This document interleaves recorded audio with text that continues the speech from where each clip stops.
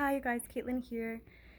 Thank you so much for being on this channel. Today's gonna be a longer video because I have a message on my heart that's again about illusions, which I talk about here. But generally, when I talk about illusions, it's about the illusion of not being something, right? Not inherently being wealthy or not inherently being love.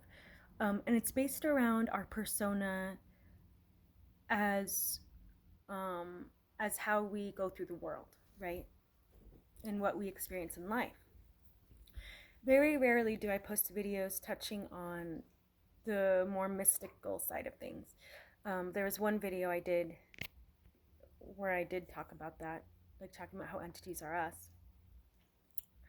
But I'm going to get a little bit into the mystical side of things again because as we see on social media and even in the news, like we're seeing all these things, right? All of these stories of divisiveness and duality. But remember, it's not just about in the world being divisive. Like, it's also a spiritual duality.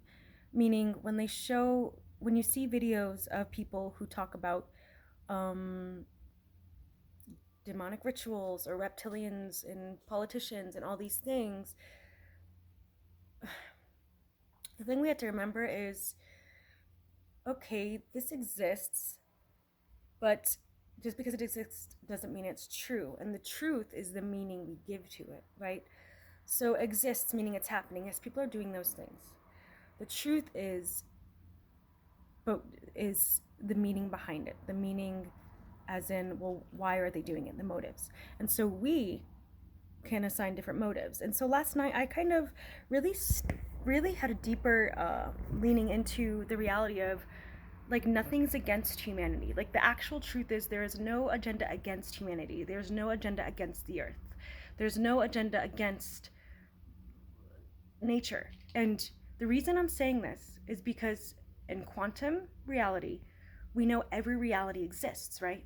So the biggest illusion that we can fall for is that we're not already in paradise. And these are insights that comes in waves for me. I wonder if you've had them too, right?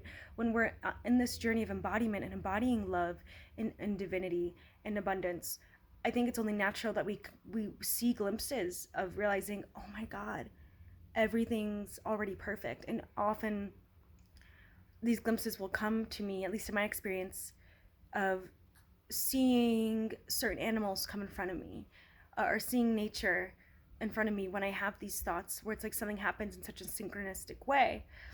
And you're looking at nature and you're like, look how pure, look how untainted it is, right? And so what I see, all these narratives and all the things that we see playing out in the world, right, that are destructive, we can, if we look at it like a layer that can just be peeled back like a curtain, and we're peeling back and realizing, oh, there's other layers underneath.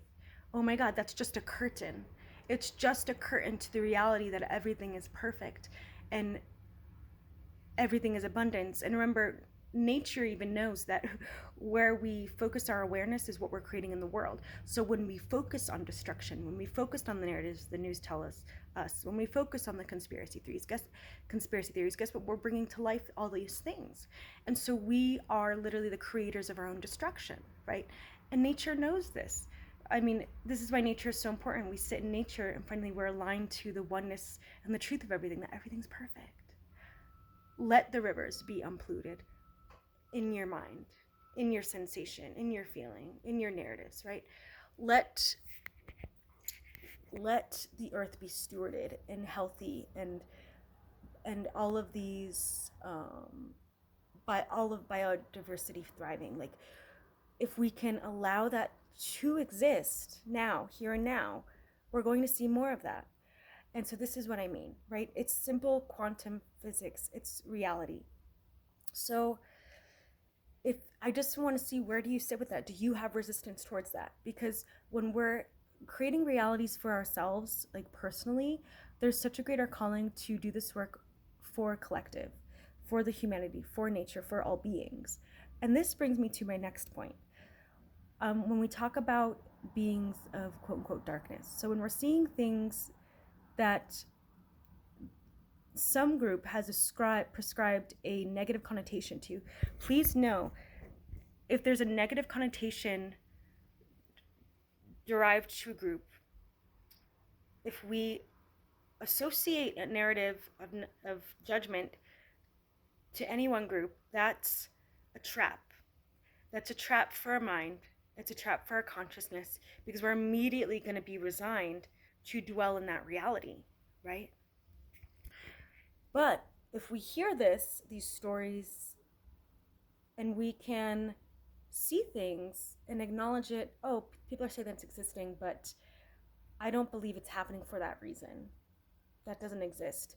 Now we're freeing ourselves and all beings to dwell in a different reality where that's not the truth. Literally, we have all the power. And so this is why dark beings, quote unquote demons, this is just a perspective I would like to share, is that people have to call these things into being, like through rituals, meaning these beings don't have a will of their own.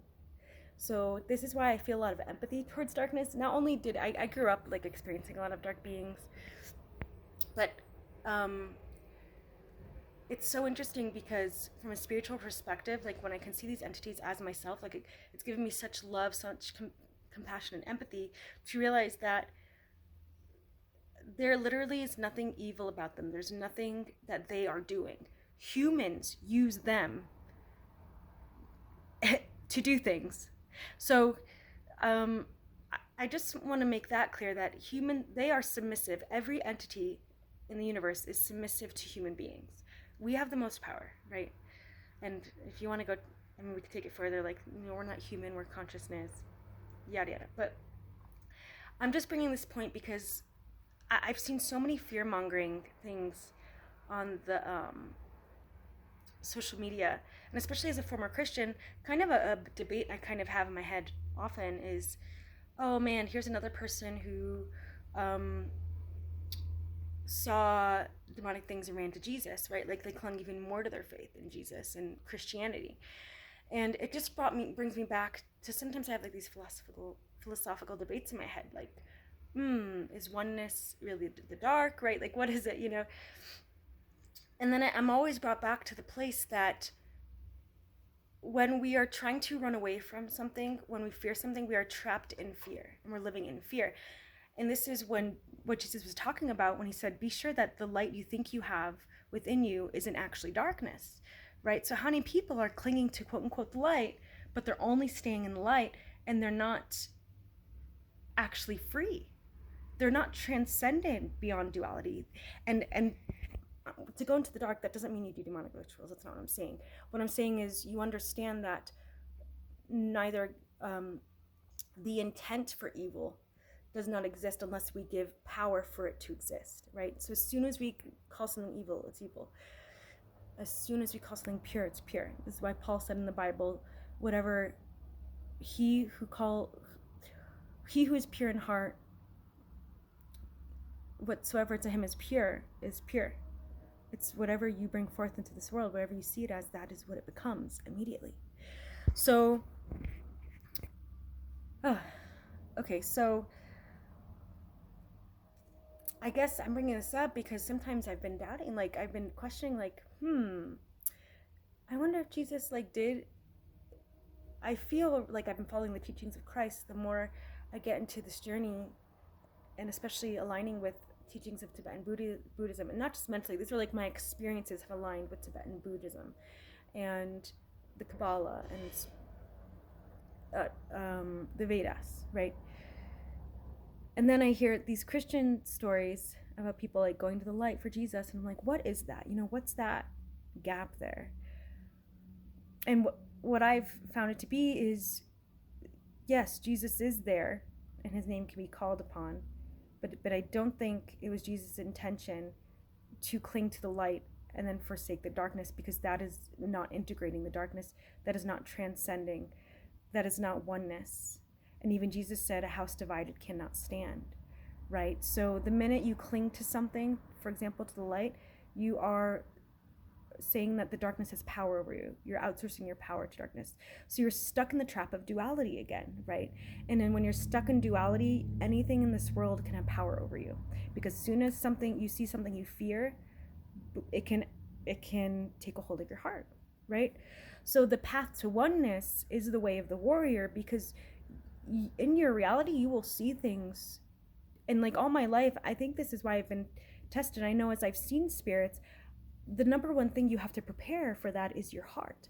You have to train your heart to not fear. You have to train your heart to have compassion and to be open, but to not fear, and to know that you have full authority. And so that was a practice I had to do. And then I kind of eventually just said, I really don't want to see you anymore. Please stop bothering me. And I really don't see spirits as much anymore. I can feel their presence around, but I just choose not to interact with them. It's like I coexist.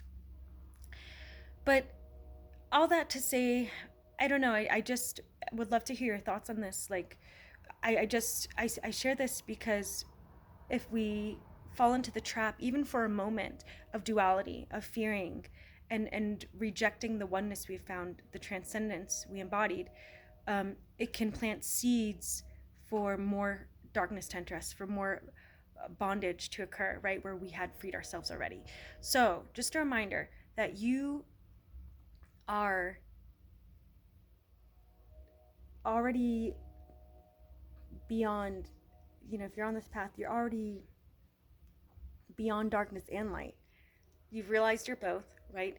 But more importantly, you realize that you are a light being. That's what we all are. And you know that as creator, whatever you give power to is what it becomes, right? So you're careful with your judgments. You're careful with your labels. You're careful with where you place your attention. So as you see these stories more and more of dark entities and things, I would encourage you to maybe even watch my video, The Entities Are You, because there's definitely, you can see there's like narratives going around that can serve as such entrapment for us, where it looks like spiritual freedom and spiritual knowledge, but it's not. It's just another layer of duality and divisiveness. And if we can get to the point to realize, listen, all beings are us, and we have authority over all darkness and over light because we command everything. We are awareness, and it's in this dwelling place, when we dwell as awareness, that we are untouchable from anything. So this is kind of a longer video. It was a bit scattered, but I hope that this just encouraged you if you need to hear it, because there's so much fear mongering going on. So just really maintain that compassion and empathy and that openness in your heart. When I say empathy, not to take on and absorb everything. Maybe I shouldn't say empathy, just compassion, just a deep, deep love, a deep recognition for the divinity in everything, and a deep recognition to see beyond illusions, that we can choose right now to dwell in paradise. We can choose right now to dwell in the world being stewarded properly, people caring and nurturing one another, money being used as a resource, and like wildlife being the highest priority. We can live in that reality right now. That's the reality I choose to live in. But if more of us did that, we would see that collective timeline materialize. And this is exactly what happens when everyone watches The Simpsons and things happen. So why not do it for the greater good? Everyone's using this power for things that are not necessarily, I don't know how constructive they are. You know what I mean? It's still serving sort of political agenda or something. So let's use this collective consciousness to just really create a reality that serves all beings. Because even the entities that are demonized, they want to be free too. That's what the Vedas taught me. They want to be free too, and they are made to look at like they're the enemies, but they're actually not. Remember, it's people that are using them. So yeah, just allow yourself to be free completely of fear and know that you are the authority over everything. And I just really look forward to collectively quantum dwelling. I don't know if that's the word, quantum dwelling instead of quantum leaping, but like materializing well-being, wealth, love, abundance for all of us, for every single being in every universe. All right, thanks for watching.